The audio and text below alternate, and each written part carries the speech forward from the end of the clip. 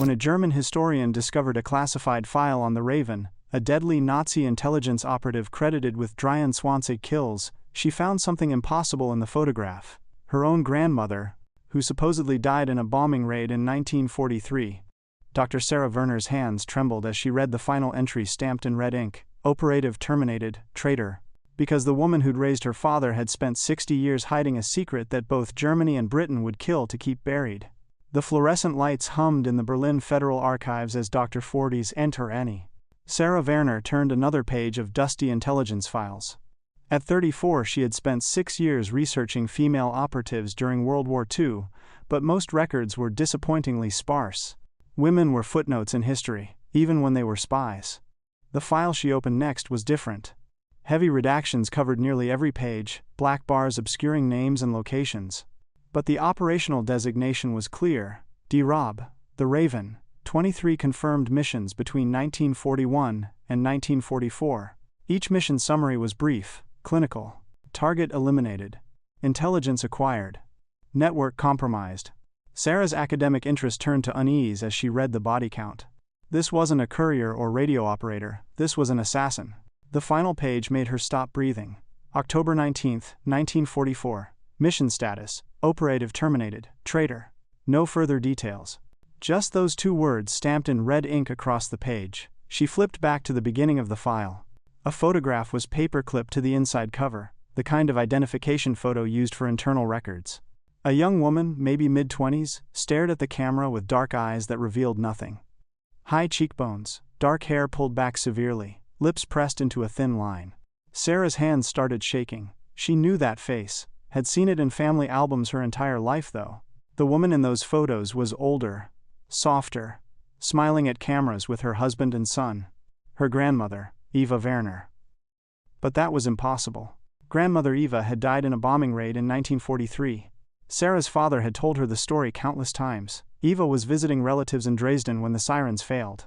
No body was ever recovered, but everyone in that district had died. Her grandfather had mourned for 2 years before remarrying.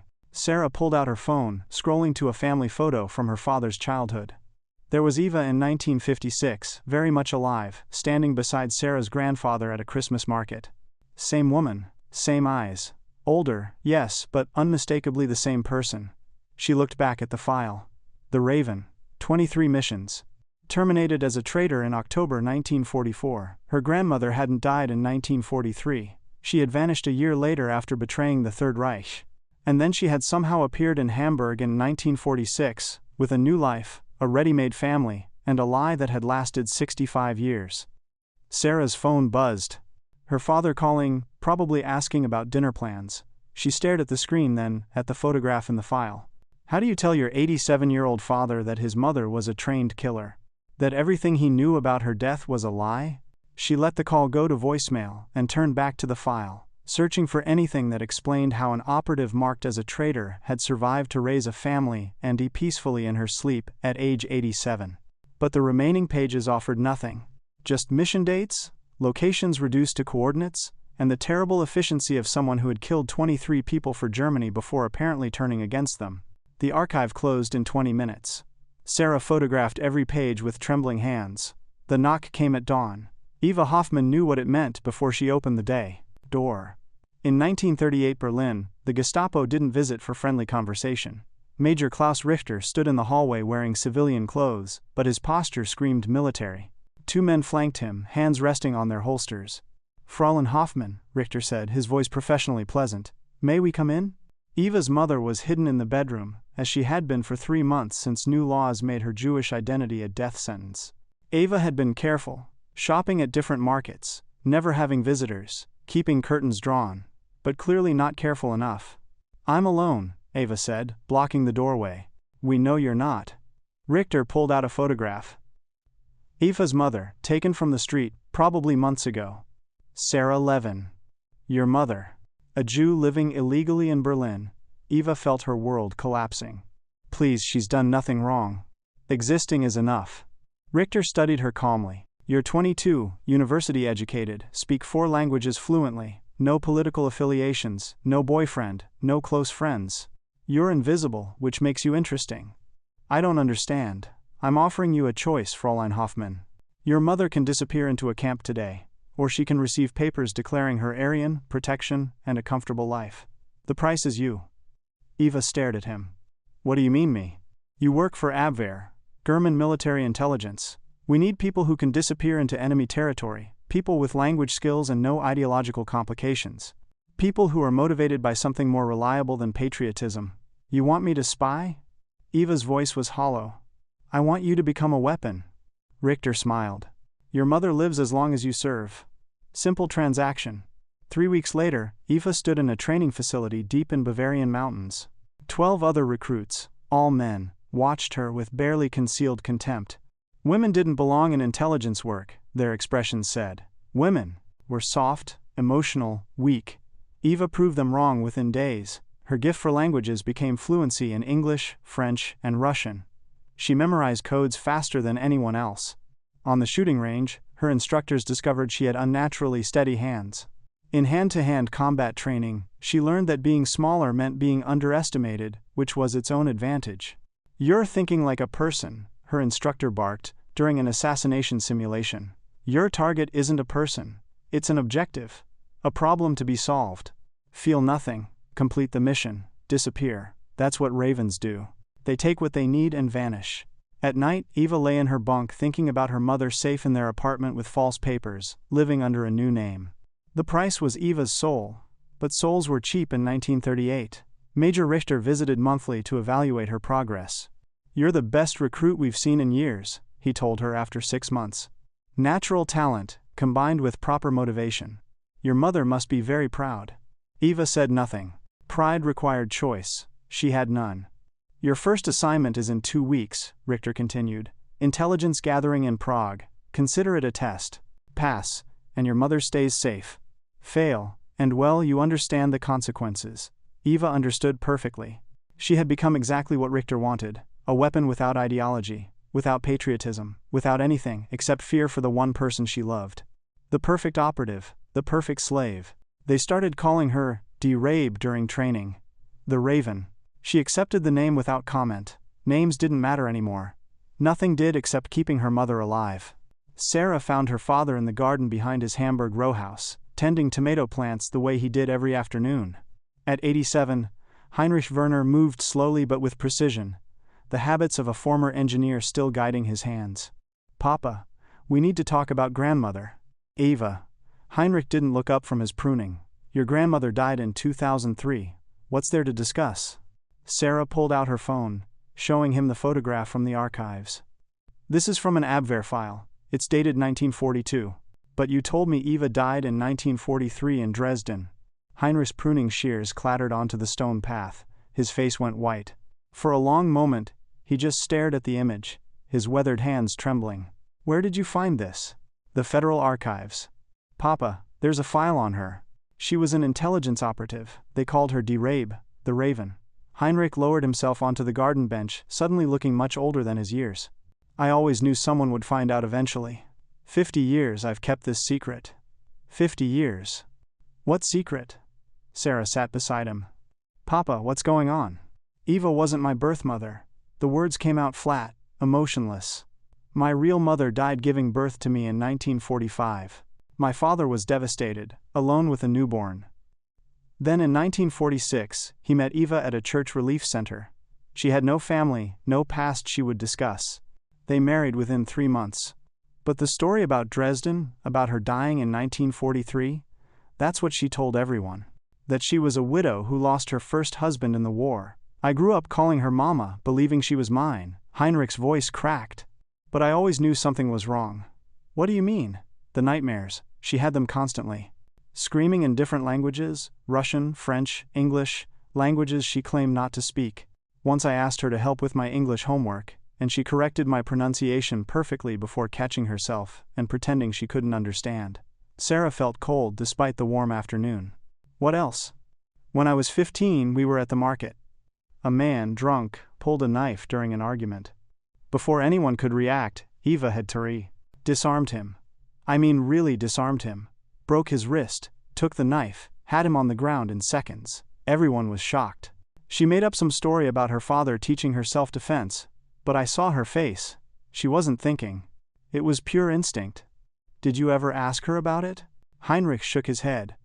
My father made me promise on his deathbed in 1989. He told me Eva had done things during the war that she could never speak about, that she'd suffered enough, that some doors should stay closed. He made me swear I'd never investigate, never ask questions, never disturb her peace. But Papa, she was an assassin. The file lists 23 missions. Heinrich closed his eyes. I know, you know? Eva told me everything 6 months before she died. Made me sit down and confessed it all. Said she couldn't go to her grave with me not knowing the truth. She killed people for Germany, then she betrayed them, and then she spent 60 years trying to be a good person to make up for it. Tears ran down his weathered face. She asked me if I could forgive her. What was I supposed to say? She was my mother. Prague, 1939. Eva's first mission was almost disappointingly simple. Seduce a British diplomat, photograph documents from his briefcase while he slept, disappear before dawn. She wore a red dress and laughed at his jokes and pretended to be a secretary fleeing the German advance. He never suspected the frightened Czech girl in his bed was memorizing his security protocols. Major Richter met her at the safe house afterward. Your mother asked about you yesterday. She's well, comfortable, as long as you continue performing. The reminder was unnecessary. Eva thought about her mother every moment of every mission. Paris, 1940. A Wehrmacht officer was selling troop movements to the French resistance. Eva posed as his mistress for 3 weeks, gathering evidence before exposing him. The officer was executed. Eva received a commendation and a photograph of her mother smiling in their Berlin apartment. See how happy she is, Richter's note said. Keep her that way. Brussels, 1941. Eva infiltrated a resistance network by pretending to be a fleeing Jewish woman seeking papers. She learned their safe houses, their contacts, their schedules. When the Gestapo raided, Eva was conveniently elsewhere. 17 people were arrested. Eva never learned what happened to them. Didn't want to know. She became known as D-Rob for 2 reasons. First, her preference for black clothing that helped her vanish into shadows. Second, the way she picked targets clean of information before disappearing like a carrion bird taking flight. Other operatives feared her. Good, Richter said. Fear is respect. The transition to killing happened gradually. A resistance fighter who recognized her in Amsterdam. Richter said eliminate the problem. Eva used a knife in an alley, quick and efficient like training had taught her. She shook for an hour afterward but the man stayed dead. You did well, Richter told her. Your mother would be proud. Paris again, October 1941. Her target was Claude Moreau, a resistance leader coordinating sabotage across northern France. Eva spent 2 weeks tracking him, learning his patterns, his weaknesses. He liked cafes, jazz music, young women who listened to his stories about fighting Germans. She met him at a cafe near Notre Dame, laughed at his jokes, touched his arm, let him think he was seducing her. They walked along the Seine as sunset painted the river gold.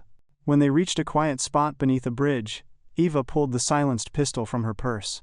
I'm sorry, she whispered, and shot him twice in the chest. Moreau looked surprised more than hurt. He died looking at her face, and Eva saw herself reflected in his fading eyes. A monster. In human skin. She vomited in the river afterward, heaving until nothing came up but bile. Her hands wouldn't stop shaking. She had crossed a line that couldn't be uncrossed. Before, she was a spy who gathered information. Now she was a killer. Richter found her an hour later, still sitting by the river. The first one is always hardest, he said, not unkindly. It gets easier. That's what I'm afraid of, Eva said. Over the next 6 months, she killed 4 more people. Richter was right, it did get easier.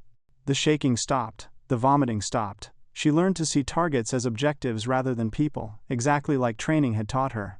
By mid-1942, Eva could kill without hesitation, without emotion, without afterward looking in mirrors because she didn't want to see what she'd become.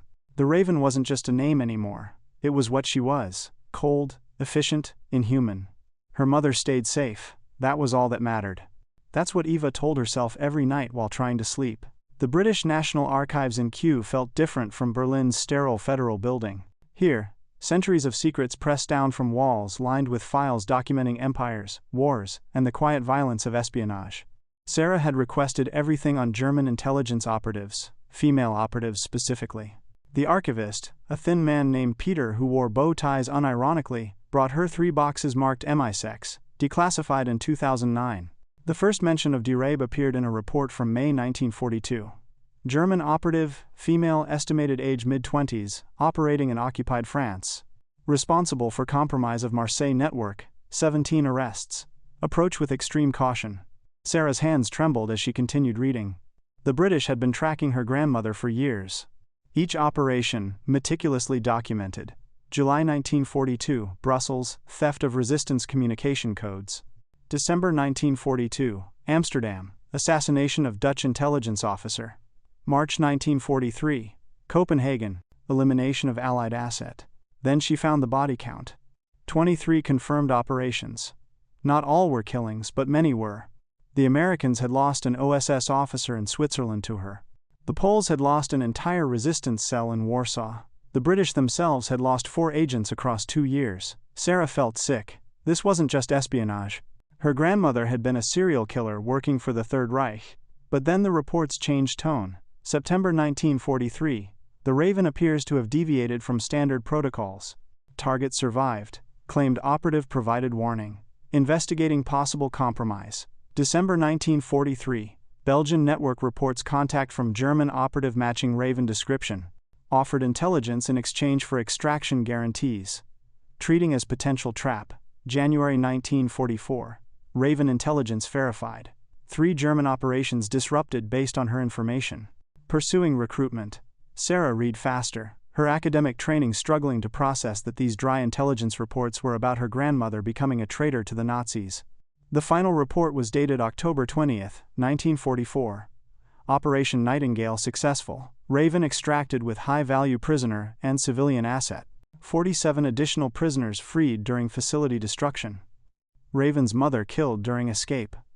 Operative requesting permanent extraction and new identity. Recommend approval, signed James Blackwood, handler. Sarah stared at the signature. James Blackwood. She pulled out her laptop, searching British public records. James Blackwood, born 1915, former civil servant, now age 96, residing in Inverness, Scotland, still alive. Peter the archivist appeared with another box. Found something else you might want. Personal effects transferred from MI6 operations. Inside was a small leather journal, pages yellowed with age. The handwriting was neat, controlled, feminine. The first entry was dated January 19, 1944. My name is Eva Hoffman. If you're reading this, I'm probably dead. I need someone to know what I've done, what I've become, and why I finally chose to stop. I've killed 23 people for Germany. I'm about to betray them to save 47 more. I don't know if that mathematics makes me a hero or still a monster. I just know I can't keep killing. Sarah photographed every page. Then she booked a train to Scotland. Her father called while she was packing.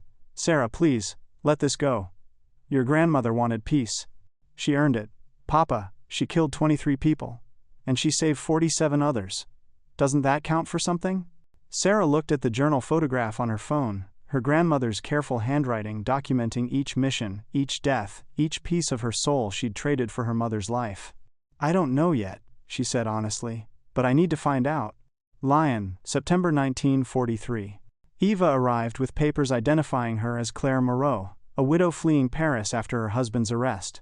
The resistance safe house was a bakery, flour dust covering everything, the smell of bread masking the scent of fear. Marie Dubois met her in the back room. 28 years old, former schoolteacher, now coordinating sabotage across 3 provinces. She studied Eva with tired but intelligent eyes. You're running from the Gestapo? My husband was arrested for listening to BBC radio. They're looking for me too. Eva had practiced this lie until it felt true. I need papers to get to Spain. Marie nodded slowly. We can help, but it takes time. A week, maybe 2. You'll stay here, help with the bakery. Everyone works. For 2 weeks, Eva lived among them. 8 resistance fighters using the bakery as cover. She learned their names, their stories. Pierre, the baker, whose son had died at Dunkirk. Antoine, the printer, who forged documents in the basement. Claire, the courier, barely 18, who carried messages hidden in bread baskets.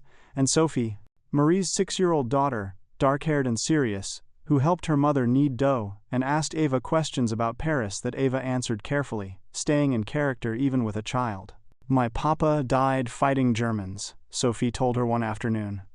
Mama says he was brave. Were you brave when they took your husband? Eva looked at this little girl who'd already lost so much and felt something crack inside her. I wasn't brave enough. The signal was supposed to come on October 2nd. Eva would go to confession at St. Jean Cathedral, tell the priest the safe house location, and the Gestapo would raid that night. Clean, efficient, exactly like 17 previous operations. On October 1st, Sophie brought Eva a drawing. I made this for you. It's us making bread together. You can take it to Spain to remember me. The crayon picture showed two stick figures, one tall and one small, standing beside an oven. Sophie had written our bakery in careful child handwriting. That night, Eva couldn't sleep. She kept seeing Sophie's face, kept thinking about her own childhood before the war, before her mother had to hide, before Eva became a weapon. She thought about the 17 people arrested in Brussels because of her. Were any of them 6 years old? At 3 in the morning, Eva made her choice. She woke Marie. You need to evacuate, now. Tonight, the Gestapo knows about this location. Marie grabbed her arm. How do you know? Because I told them. Eva met her eyes. I was sent to infiltrate you. But I can't let them take Sophie. Marie could have killed her then. Should have. Instead, she moved with the efficiency of someone who'd survived 3 years of occupation. Within 20 minutes, everyone was awake, grabbing essential supplies, burning documents. Why? Marie asked, as they prepared to scatter. Why betray your own side? Eva looked at Sophie, sleepy and confused, clutching her mother's hand. Because some things matter more than staying alive. They evacuated through tunnels beneath the bakery. By dawn, the safe house was empty. When the Gestapo raided at noon, they found nothing but flour and old bread. Eva returned to Berlin 3 days later. Richter was waiting. The Leon network scattered before the raid. Someone tipped them off. The priest, Eva said smoothly. He must be compromised. I gave him the location during confession, and hours later they were gone. Richter studied her face. Eva kept her expression neutral, channeling every bit of training into this lie. Her life depended on it. Her mother's life depended on it. Finally, Richter nodded. We'll investigate the priest. Meanwhile, I have another assignment for you. Eva had crossed a line she couldn't uncross. She'd chosen humanity over survival. And somehow, she'd have to keep choosing it without getting everyone she loved killed. The cottage sat alone on a hillside overlooking Loch Ness, smoke rising from its chimney into grey Scottish sky. Sarah knocked, her heart hammering against her ribs.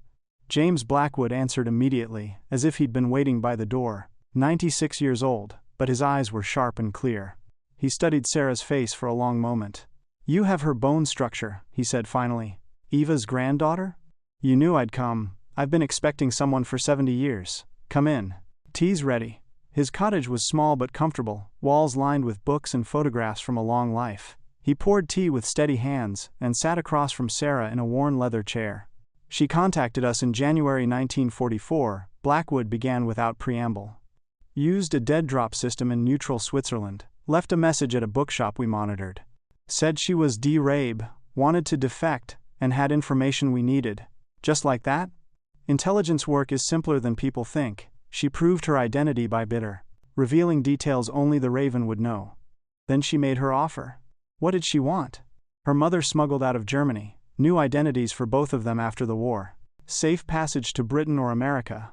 She didn't want money or ideology, just her mother's life and a chance to stop killing. Sarah sipped her tea, trying to process this. And MI6 agreed? Are you joking? She was Germany's best operative offering to work for us. We'd have given her the crown jewels. Blackwood smiled slightly. For 8 months, Eva fed us intelligence while appearing to work for the Abwehr. She sabotaged German operations from inside, warned us about troop movements, identified other German agents. We estimate she saved 300 Allied lives, maybe more. But the German files say she was terminated as a traitor in October 44. Because of Valkyrie. Blackwood's expression darkened. The July 20th plot to kill Hitler, several conspirators were Abwehr officers. When the plot failed, the Gestapo investigated everyone in intelligence. Eva's handler, Major Richter, started reviewing her recent missions. Found inconsistencies, failures that looked suspicious when examined together. He discovered she was compromised. Worse. He discovered her mother's real identity. The Aryan papers we'd helped forge weren't perfect under serious investigation. Richter realized Eva's mother was Jewish, that Eva had been working under blackmail, and that she'd likely turned. He set a trap. Sarah leaned forward. What kind of trap? He moved Eva's mother to a facility outside Berlin. Told Eva she had to personally execute an American prisoner to prove her loyalty. Her mother would watch, ensuring Eva couldn't fake it. The prisoner was one of ours, a young OSS officer captured during a sabotage run. What was his name? David Morrison, 24 years old. Good kid. We'd sent him into hell, and now he was going to die as a test of Eva's loyalty. Blackwood's voice was heavy. But Eva didn't kill him. She blew up the facility, freed Morrison and her mother, and ran. 47 other prisoners escaped in the chaos. The Gestapo hunted them across Poland. It took 3 days to reach our lines. And her mother? Blackwood's silence was answer enough. She was shot at the Polish border. Died in Eva's arms about 2 kilometers from safety. Morrison told us Eva just held her, completely silent, until she stopped breathing. Then she stood up and kept walking. Sarah felt tears on her face. She traded everything to save her mother and lost her anyway. But Morrison lived, and those 47 prisoners lived. And Eva lived, though I'm not sure she wanted to. Blackwood stood, retrieved a small box from a shelf. She gave me this before we separated. Made me promise to keep it until someone came asking the right questions. Inside was her grandmother's Abwehr identification card and a letter addressed to whoever finds the truth. Berlin, July 27, 1944. 1 week after the failed attempt on Hitler's life, the city vibrated with paranoia. The Gestapo was arresting anyone connected to the conspiracy, and Abwehr officers were under particular scrutiny. Major Richter summoned Eva to his office at midnight. Never a good sign. "The Raven," he said, using her operational name.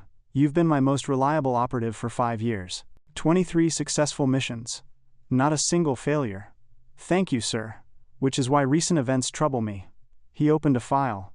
Lyon, October 43. The resistance network evacuated hours before our raid. Brussels, January 44. 3 of our operations compromised the same week you were in the city. Copenhagen, April. An agent you identified somehow escaped custody. Eva kept her face neutral. "Coincidences happen in wartime, sir." "Do they?" Richter studied her. "After Valkyrie, we're investigating everyone. Did you know Colonel Stauffenberg recruited from Abwehr ranks? Some of our own officers were traitors." "I'm not a traitor, sir." "Then you won't mind proving it." He slid a photograph across the desk. A young man, bloodied, clearly beaten. American OSS agent, captured 3 days ago during a sabotage attempt. David Morrison, age 24. "You'll execute him tomorrow at noon." Eva's throat tightened. "Sir, I'm an intelligence operative, not an executioner. Tomorrow you're both." Richter's smile was cold. "And there's one more thing.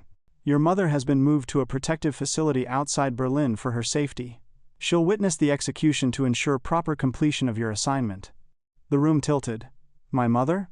"We've been reviewing everyone's files. Your mother's Aryan documentation, while technically valid, raised some questions under close examination.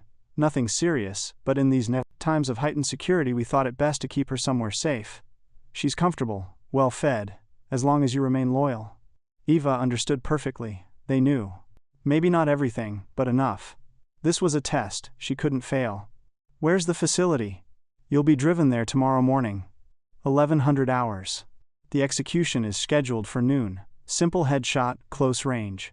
Your mother watches, you pull the trigger, everyone goes home. Unless there's a problem?" "No problem, sir." That night, Eva sat in her apartment calculating impossible mathematics. Kill Morrison, maintain her cover, keep feeding intelligence to the British. But Morrison was their agent.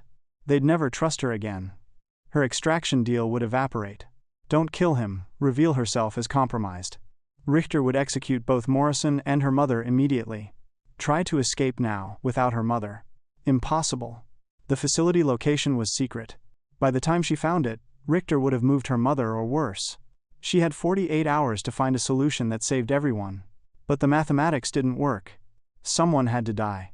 Eva pulled out the emergency contact protocol MI6 had given her. A shock mark on a specific bridge would signal urgent need for extraction. But extraction for whom? She couldn't reach her mother before the execution. Even if she marked the bridge tonight, help wouldn't arrive in time. She thought about Morrison. 24 years old. Someone's son. Probably someone's brother. He'd been captured trying to sabotage German operations.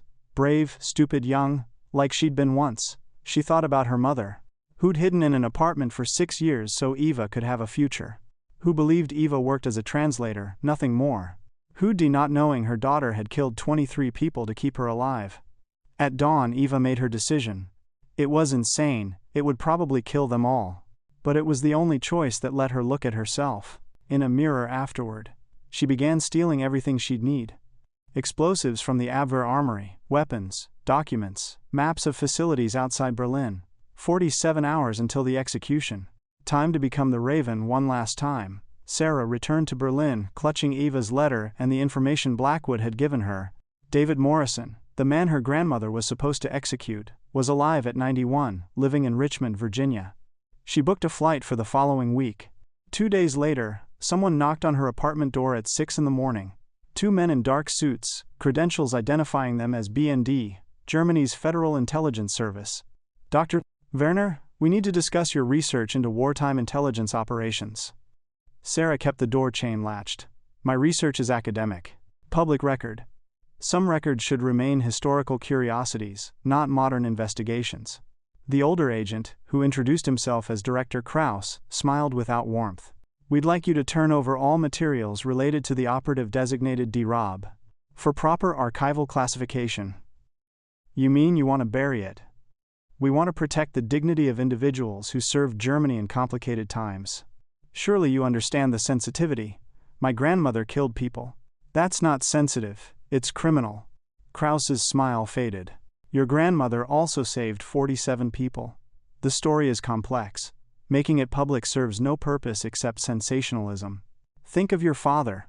Think of your family's reputation. Sarah closed the door. Her hands were shaking. That night, her apartment was searched. Professional work, nothing obviously disturbed, but her laptop was gone and her research notes had been photographed. She could tell by the way papers were slightly misaligned.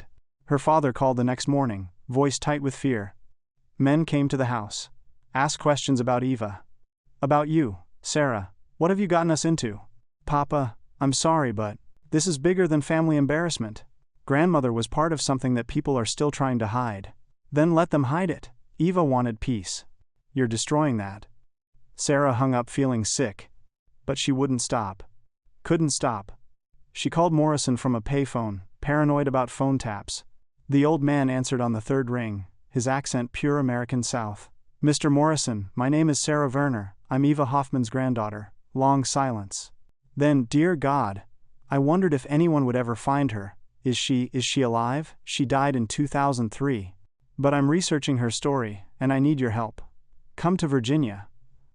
But Dr. Werner, be careful. You're not the first person to investigate wartime intelligence operatives. 3 years ago, a French historian researching Abwehr operations died in a car accident. Last year, a British journalist working on a similar project had a heart attack at 42.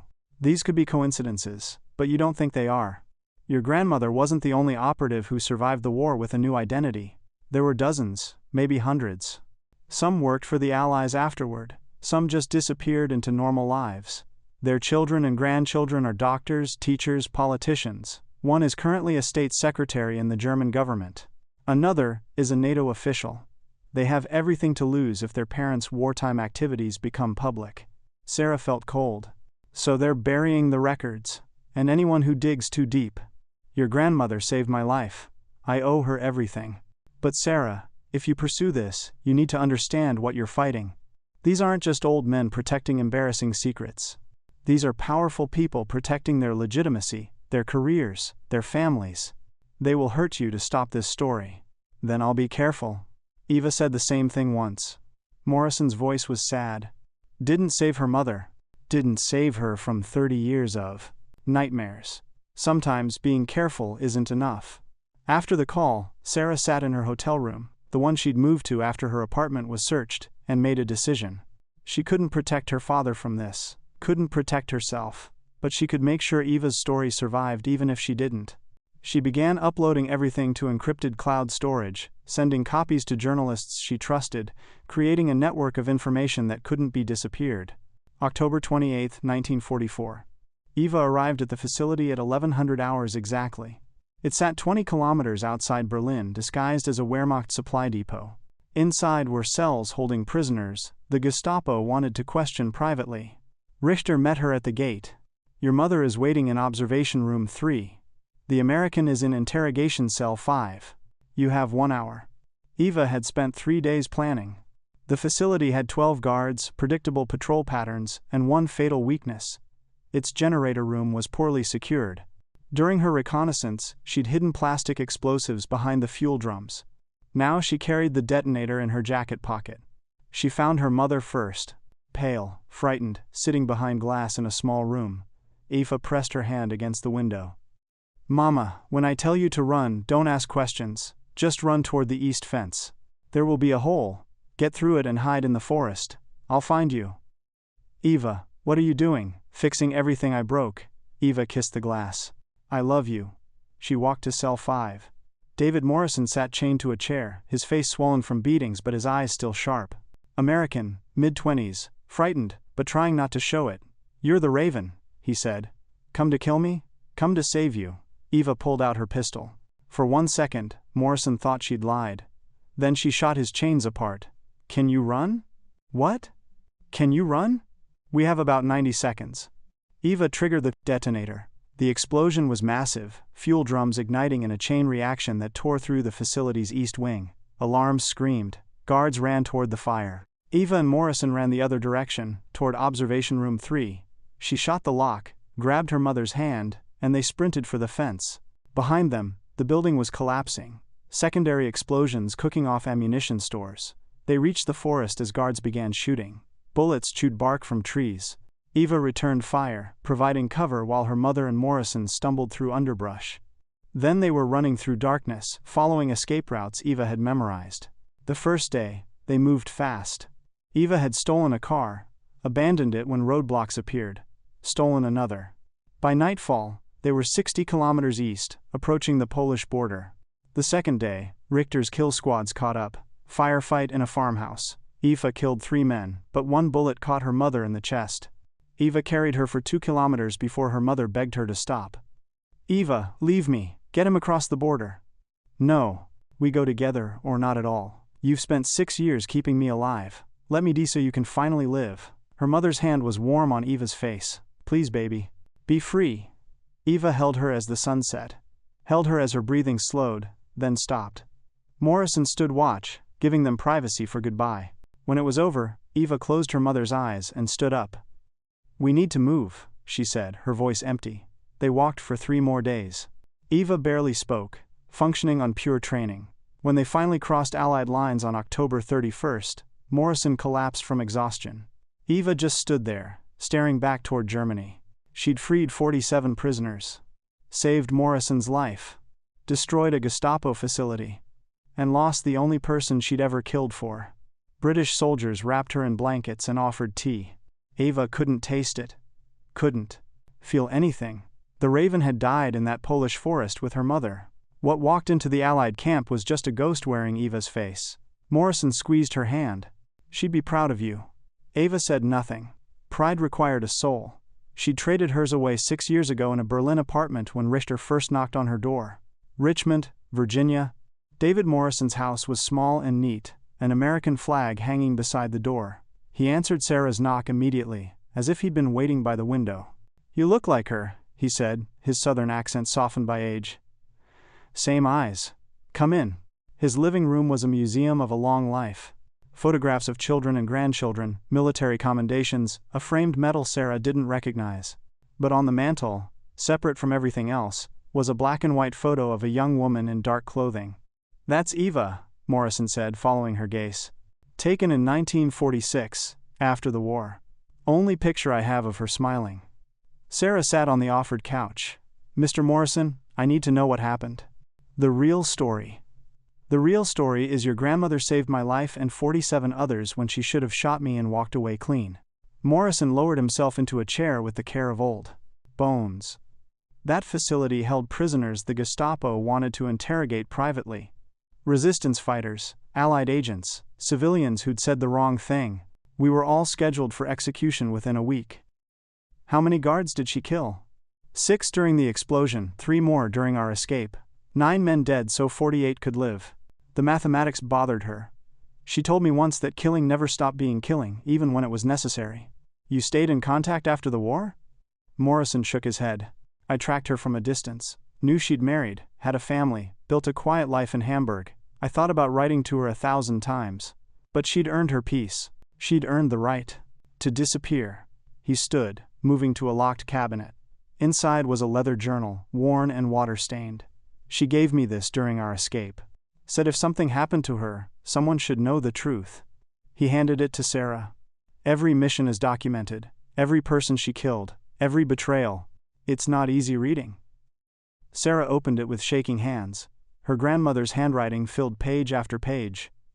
Mission reports written like confessions, names, dates, methods, and between the operational details, personal entries that made Eva human. October 5, 1941, killed a man in Amsterdam today. His name was Hans Decker. 42 years old, father of 3. I know this because I read his letters before I shot him. He was brave at the end.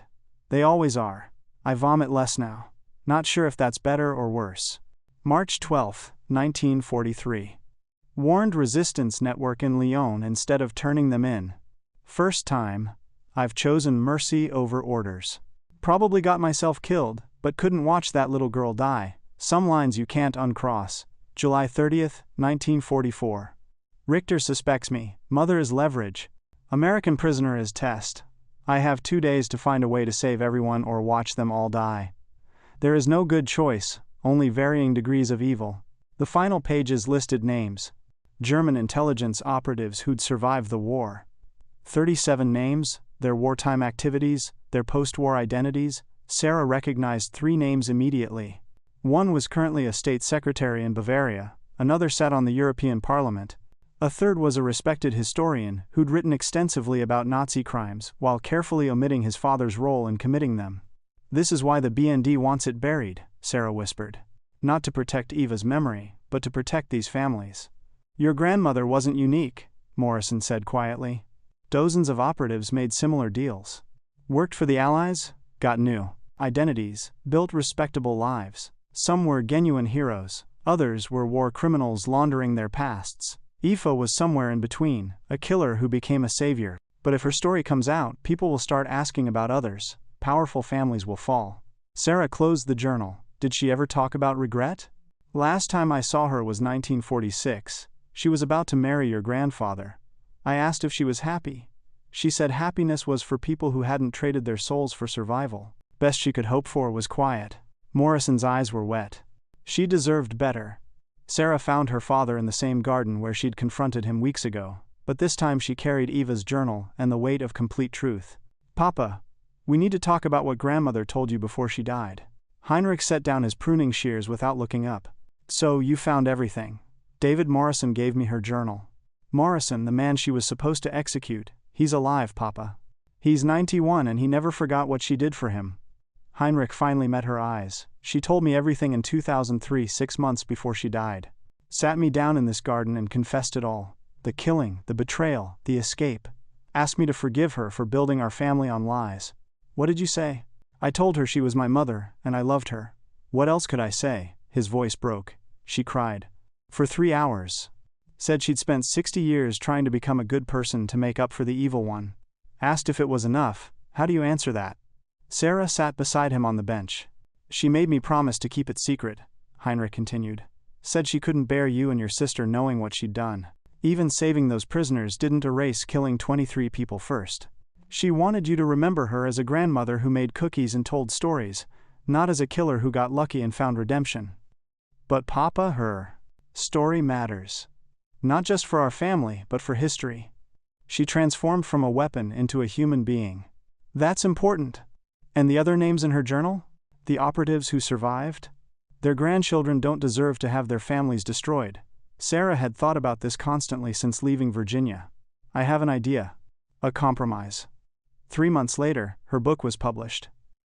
The Raven, One Woman's Journey from Killer to Savior. Eva's journal formed the core, but Sarah had redacted the names of other operatives and their descendants.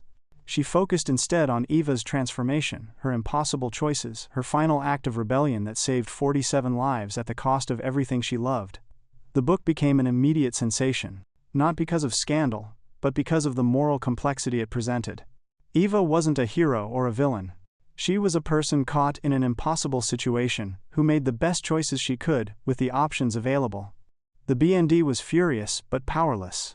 Sarah had been careful, consulting lawyers, redacting anything that could genuinely harm national security or living individuals. What remained was one woman's story of survival, compromise, and eventual redemption. Investigations were launched into wartime intelligence operations. Not witch hunts, but careful examinations of how ordinary people became complicit in extraordinary evil and how some found their way back to humanity. Sarah visited Eva's grave for the first time on a cold November morning. The cemetery was quiet, leaves covering the ground in gold and red. The headstone was simple black granite. Eva Werner, 1916 to 2003. She found her way home. Sarah finally understood. Home wasn't Berlin or Hamburg or any physical place. Home was becoming herself again after 6 years of being a weapon. Home was choosing humanity over survival. Home was holding her mother as she died, and knowing she'd done the right thing even though it cost everything. "I told your story, grandmother," Sarah said quietly. "Not to destroy your peace, but to honor your journey. You weren't just a killer or just a savior. You were both, and you spent 60 years living with that. I hope wherever you are, you've finally found the peace you couldn't find here." A wind moved through the cemetery, rustling leaves. Sarah placed flowers on the grave and stood there for a long time, thinking about impossible choices, moral complexity, and the long shadow cast by war across generations. Her phone buzzed. A message from Morrison in Virginia. "Read your book. Eva would be proud. You told the truth without destroying lives. That's what she tried to do at the end. Thank you." Sarah walked back through the cemetery, leaving her grandmother to her hard-won rest, carrying forward the lesson Eva had died teaching, that redemption is possible even after terrible acts, that transformation is real, and that sometimes the bravest thing you can do is choose to be human again. If stories of courage, sacrifice, and secrets buried for generations move you, don't forget to leave a like and share in the comments where you're watching from. These forgotten heroes deserve to be remembered.